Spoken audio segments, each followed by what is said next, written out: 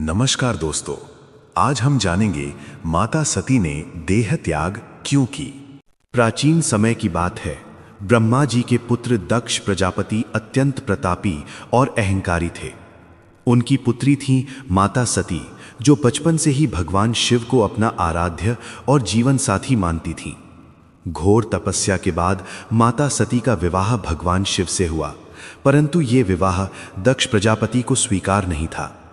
दक्ष को शिव का वैराग्य, भस्म, जटाएं और औघड़ स्वरूप पसंद नहीं था।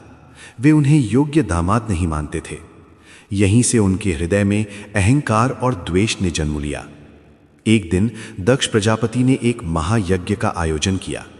उन्होंने सभी देवी देवताओं, ऋषियों और राजाओं को आमंत्रित किया, लेकिन जानबूझकर भगवान शिव और माता सती को निमंत्रण नहीं भेजा।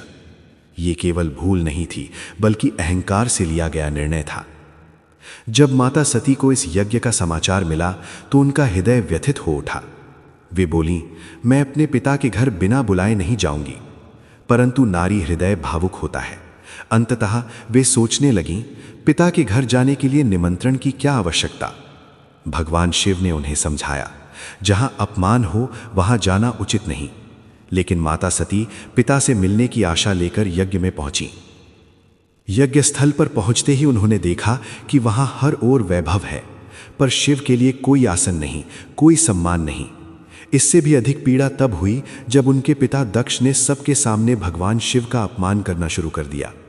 माता सती ने अपने पिता को रोका और कहा, आप जिन शिव का अपमान कर रहे हैं वे ही संपूर्ण सृष्टि के आधार हैं।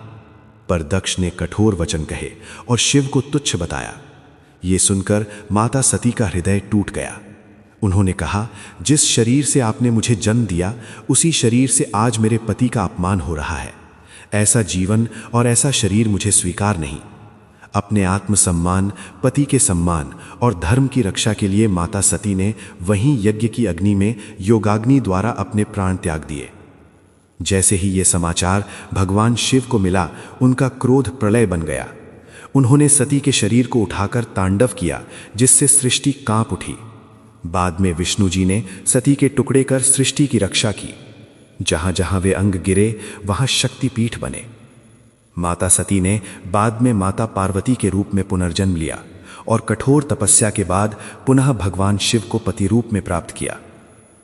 ये कथा हमें सिखाती है, अहंकार विनाश का कारण है और सच्चा प्रेम व धर्म आत्मसम्मान से कभी समझौता नहीं करता। ओम नमः शिवाय।